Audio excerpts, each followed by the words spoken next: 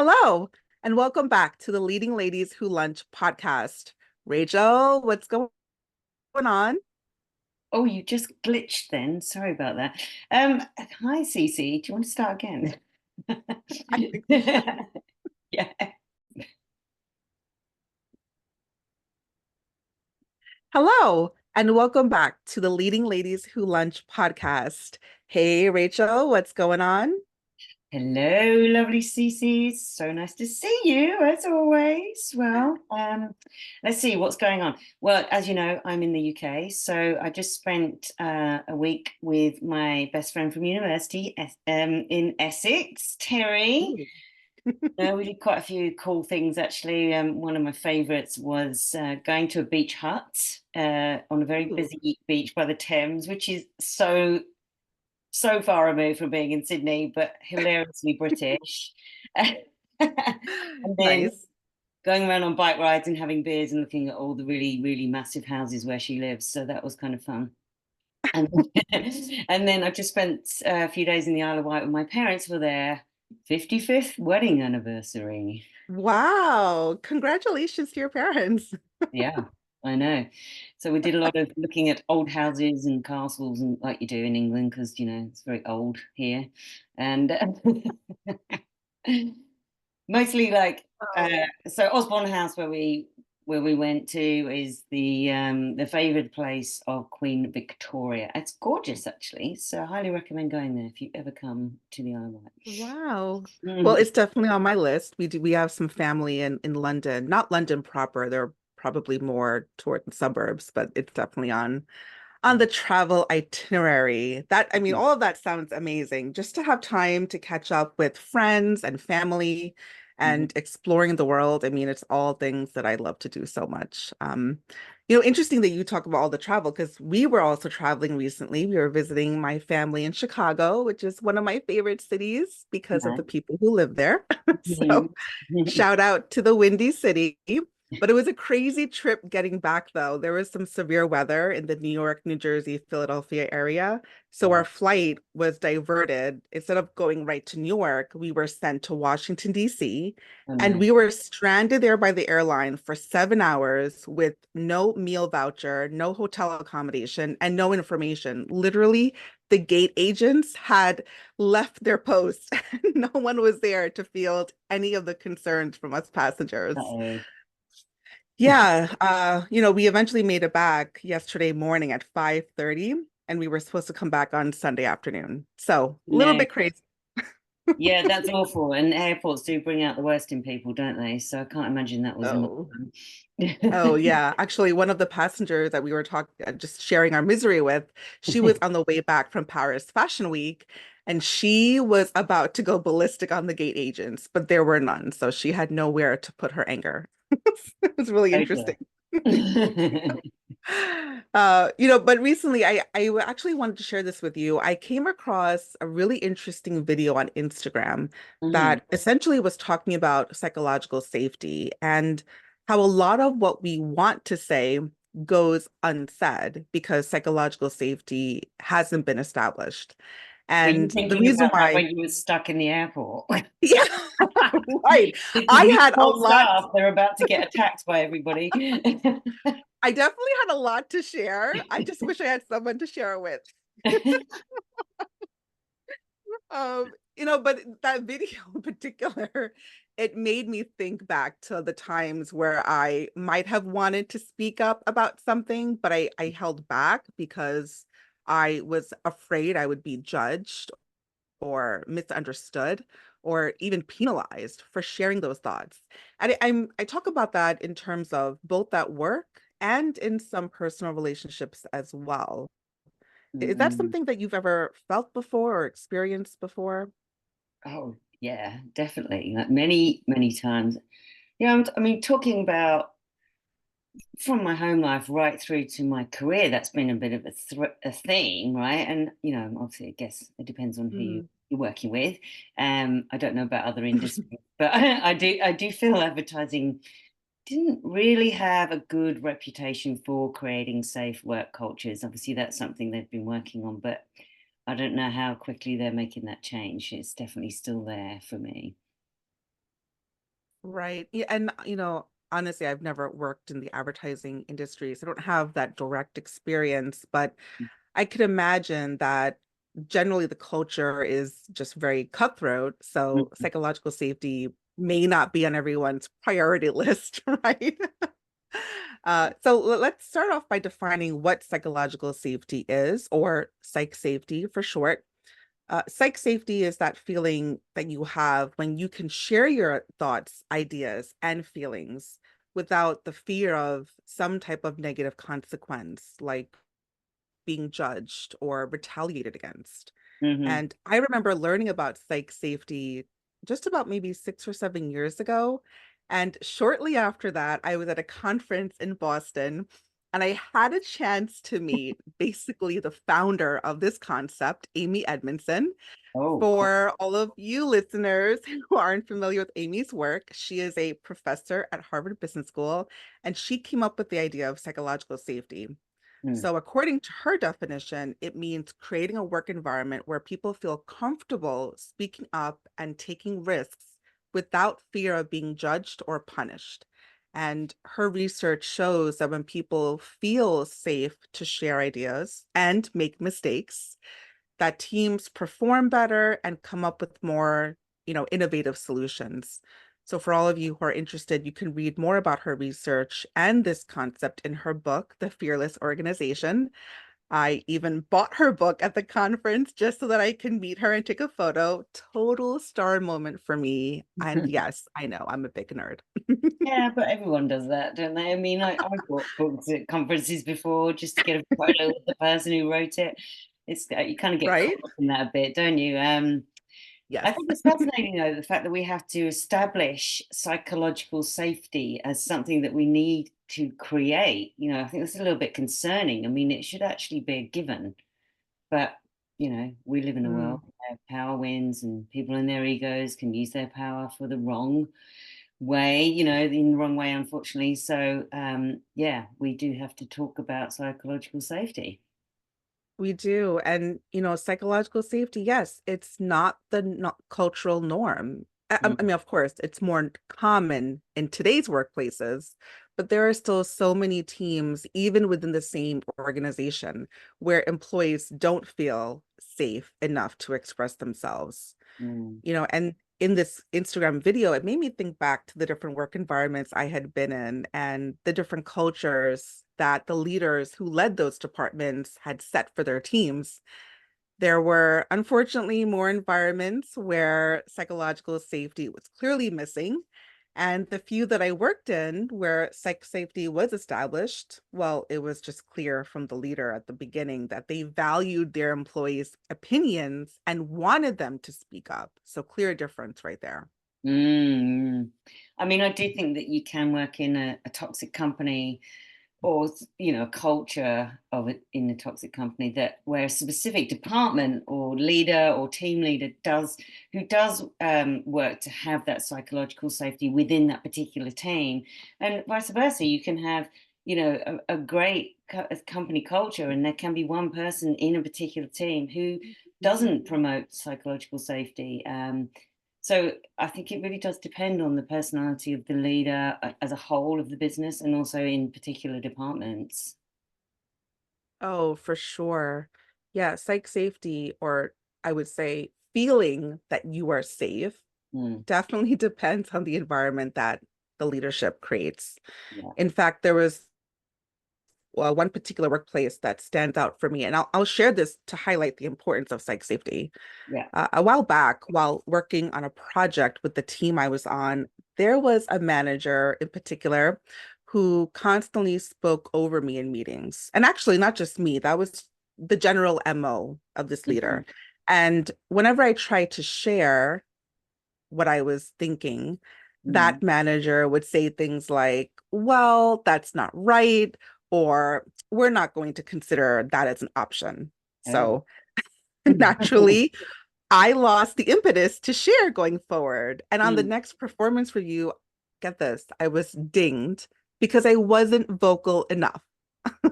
On top of that, the project moved forward without incorporating my input.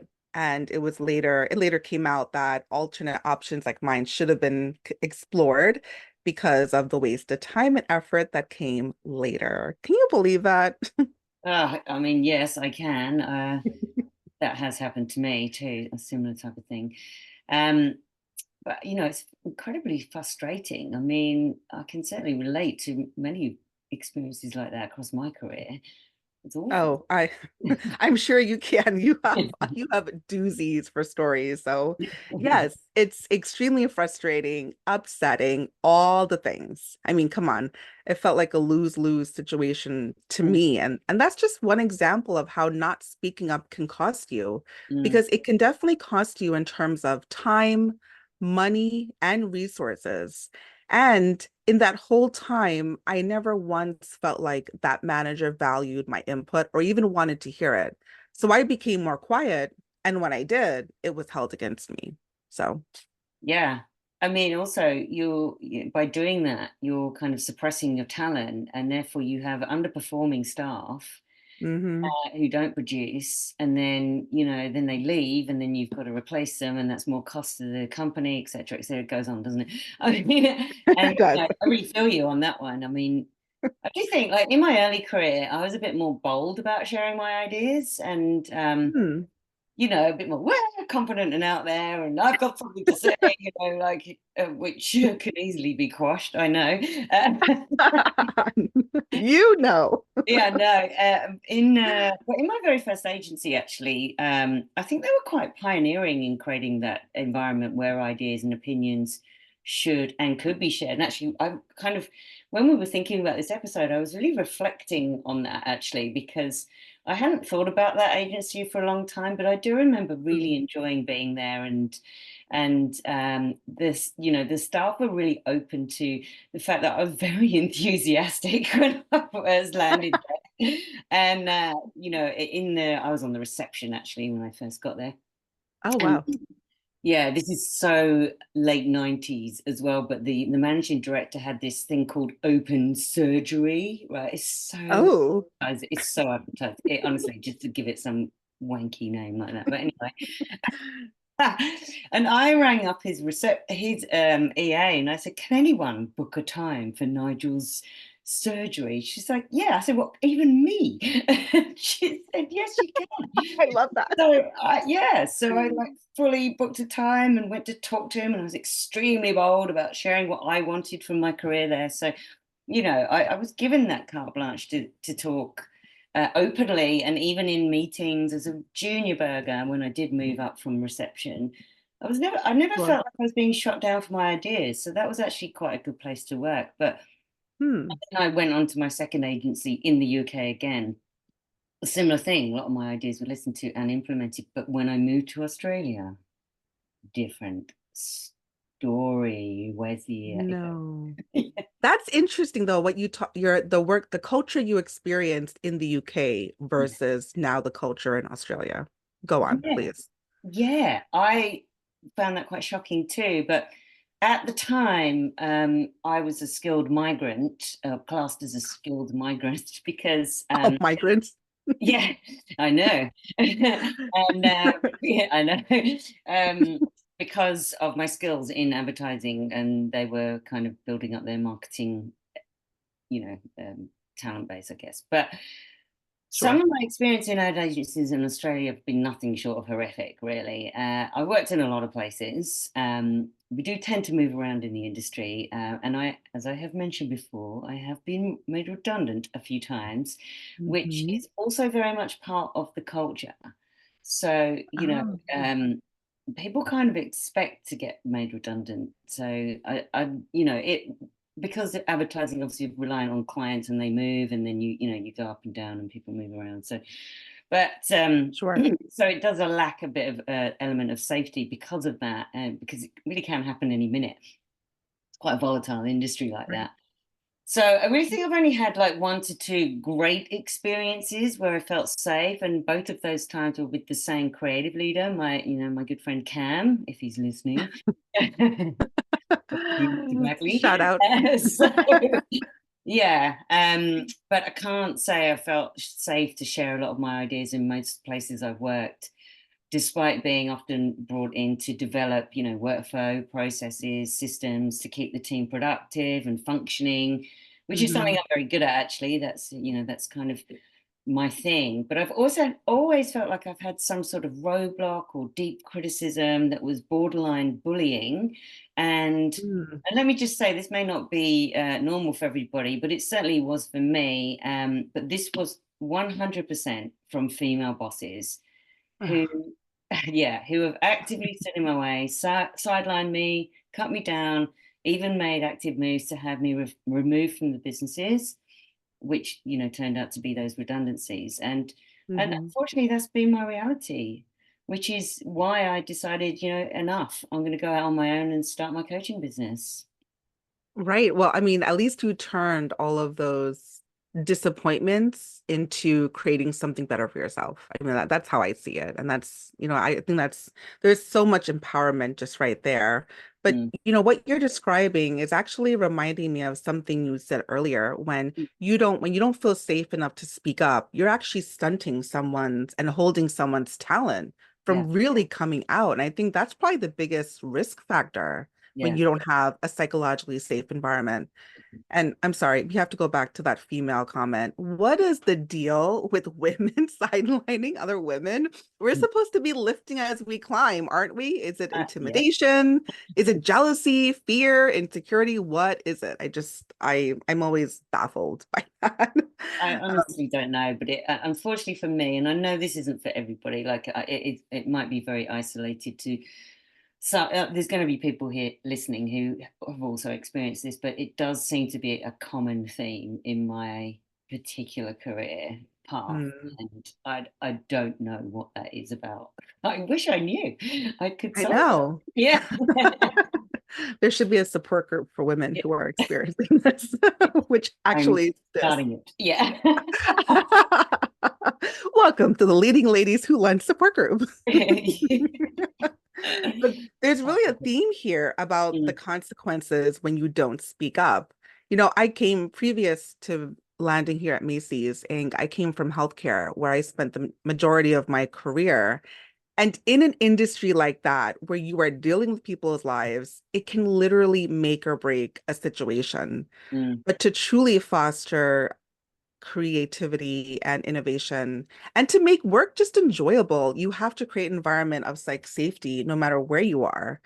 And, as we're sharing, leaders set the tone for how their employees experience work. And that includes how free you feel to share thoughts, ideas, opinions, and feelings. And that's why, in many ways, I do feel like psych safety is very much intimately connected with leaders who demonstrate empathy. yeah, absolutely. I totally agree. It can totally make you question if you're in the right place, and it can hit your confidence and also affect your own self-trust, can trigger imposter syndrome thoughts and feelings, and Mhm. subsequently your behavior in the workplace. You might retreat, as we've talked about, you might hold back, not Mhm. showcasing your talent, as we've touched on. Then you might overcompensate by overworking, engaging in perfectionism in an attempt to make up for what you now have potentially perceived as a lack of knowledge or ability. The other thing I wanted to bring up as well is like part of psychological safety is that sense of belonging. And I'm sure as, a woman of color, that has probably factored into, your considerations around psychological safety, microaggressions against Mhm. people of color, people who don't speak English, as their first language, people who are from the LGBTQIA plus. Sorry, I'm Plus. very good at saying that community. People who identify in different ways, and it's all about that acceptance, isn't it? And like obviously, I haven't experienced any microaggressions on that level, apart from being female and Mhm. white. But female and white against white male patriarchy, who cares, right? But Right. anyway, Right. but it happens. But I know that personally, each of these experiences that I went through had chipped away at my confidence. And in the end, I just didn't trust myself enough to take senior roles because I felt like if I did, that I would be too exposed, which is a Mm. shame because, as we've mentioned a couple of times now, everyone loses that way when your talent don't perform at what they can do. Right, absolutely. Yeah, I think so to speak to the experience of a woman of color, Mm, and I've shared this before multiple times, growing up in an Indian household, we were raised with you don't challenge or question mm, people who are authority or in authority roles. yeah, You listen to what they're saying, they know they're wise, or you think they're wise and they know better.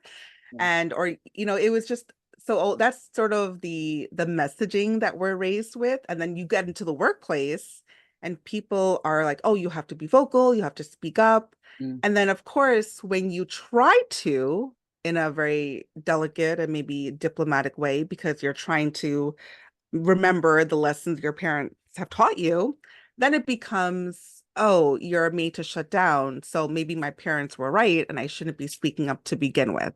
And that mm, only then, to go back to imposter syndrome, yeah, really does perpetuate that vicious cycle of doubting yourself. Oh, I'm definitely not, capable or worthy to share those ideas because one, my parents told me I shouldn't, and two, I'm being shut down. So it's still a lose-lose for me. You yeah. know, of course, I didn't know what imposter syndrome was at the time. So all these thoughts and feelings are just swirling in my head. It's really a recipe for a disaster. Yeah, true. I mean, also just to add to that, even I grew up in a white household and I was taught not to speak up. Oh Because, my gosh, interesting. well, because girls were seen and not heard, right? It wasn't, and Of against course. authority. So, I mean, a lot of, just to kind of add to that, a lot of women do experience that, and that's why they don't speak up. That's why they lack that confidence. So it's a Right. societal, unconscious bias, I suppose, as well, that we're all battling against. Anyway, it's time for us to speak Right. up. Yeah. Yes, and that's why we're talking about this topic today, because when you create an environment to be psychologically safe, essentially what you're doing is you're establishing that open communication where you Mhm, can share ideas and thoughts without fear. mm, You're encouraging your team to take risks, which we know you need to do for any company to grow, develop, and be competitive, yep, right? yep. You're creating an environment that's supportive for everyone. So you're enjoying your workplace and not just going to work and performing a task. Sense of Um, belonging, yes. yeah, the belonging piece. Yeah, And you're fostering an environment of trust and collaboration, which again, teams perform better when they are trusting of each other and they yeah. can collaborate more effectively. Mm, And all of this is also, helping your team to share constructive feedback, which just helps everyone develop and strengthen their skill set. So mm, all of these contribute to the kind of work environment that helps everyone feel seen, mhm, valued, heard, and like they belong. Key mhm, point there. It mhm. also allows people to show up just as themselves, so when you feel like, in a way that you're not going to be judged, and you're setting up a team for thinking creatively and outside the box. But I will say that just because your environment may be psychologically safe, it doesn't mean you don't have conflict or that you avoid conflict. In fact, when you have a psychologically safe environment, you address conflict in a healthy way, which is what we need so we can fully collaborate with each other. Yeah, I mean, we have to understand that it really is about belonging, connection, because as humans, we Hmm. really need that. We crave that. And I see a lot Hmm. of this everywhere, actually. I see that theme in a lot of what people struggle with when you kind of, it's off topic, but I was watching some documentary the other day, and it was about someone who had a drug addiction. And at the core of it, I could see that what they really craved was belonging and connection. Mm. So I see a lot of this in what goes on with humans, and I'm actually kind of really get it, like seeing it, that theme so everywhere. So anyway, back on topic. So creating an environment where we could be curious and explore in a way that allows us to feel connected and that we belong is really key, because the minute you don't feel connected and that you belong, you're going to start engaging in destructive, sabotaging behaviors, right? Right. And we see it, and that's what we've been talking about. And that you're right there about conflict, because conflict doesn't need to be negative, right? We can have healthy Hmm. conflict where it's okay to have a different opinion, and from someone else, and by accepting that people do have different opinions. I mean, I did a program last year on positive intelligence, And there was a concept within that framework about how to manage and have healthy conflicts, which was that, whatever situation you're in, and this is a real game changer. This is a game changer for me. It really helped me actually. But whatever situation you are in, where you're in a kind of dichotomy of this is what I think, and this is what you think, and I'm right kind of thing, which happens a lot, as we know, right? Because Mm-hmm. likes to be right. Consider that perhaps 10% of what the other person's saying is right, and 10% of what you're saying might be wrong, right? Well, not wrong, but maybe they've got a point, right? It's basically Right. right. So trying to find some sort of 10% healthy ground, like what is the 10% that they might be right and I might be wrong, like Mm-hmm. look for that, because that then opens up curiosity, fresh perspectives, and it brings consideration into what that person's talking about. So you're not buying into that whole dichotomy where people get angry, they walk away angry because I'm right, you're wrong, right? And so we know life has gray areas. So look for that 10% gray area, I think. Oh, I love that. What a great perspective to consider the 10% of what might be. I'm Mm. realizing this kind of mindset allows you to look at those situations of conflict with more curiosity as opposed to, I need to win this type of attitude. I'm definitely going to add this to my Oh, toolkit. yeah, it's fantastic because I actually used it in a situation where I was super angry about something, and I went, all right, Mm, what is the 10%? And right. it really calmed me down, and it made me have a whole different perspective on that situation. So yeah, Wow. recommend that tool. Oh, I love that. Yeah. All right. Well, we've talked about our experiences with Mm, psychologically safe environments, or rather the lack thereof. Now let's talk about how you can create a healthy workplace where everyone feels free to share. mm, In this way, we said this before, but leaders really set the tone for a psychologically safe environment. So cultivating an environment of empathy, respect, support, as well as letting your team know and feeling it, because mm, employees have to feel it, that you value them, their yeah, contributions and input goes a really long way.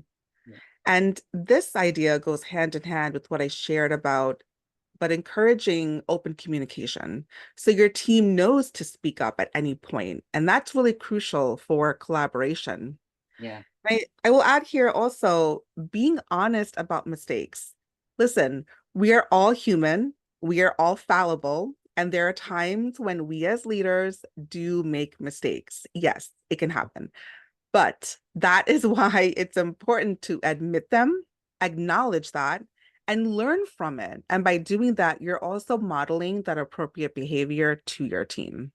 yeah. I mean, everyone makes mistakes, right? So failure shouldn't be viewed as something you did wrong, unless, of course, you really did something wrong. And I'm talking about illegal here, but we all mess up, right? Making mistakes Right. is part of the learning curve, and that means that when we allow for that to happen, people feel safe to take calculated risks, to experiment with Mhm. ideas, rather than holding back, not doing anything, not saying anything in this quest to be perfect and accepted and belong. Because the fact is, if you're not making mistakes here and there, you're probably not trying hard enough. So Mm, let's embrace a culture of learning over perfection. yeah, cheers to that. Mm, Mistakes can be our best teachers if we are looking to grow and evolve. good. Wherever you are in your career journey, our hope is that you can take away these insights from this episode. Psychological safety is important for all workplace cultures to foster creativity and innovation. That doesn't mean you don't address conflict. You do, but in a healthy way so that everyone is seen, heard, and valued.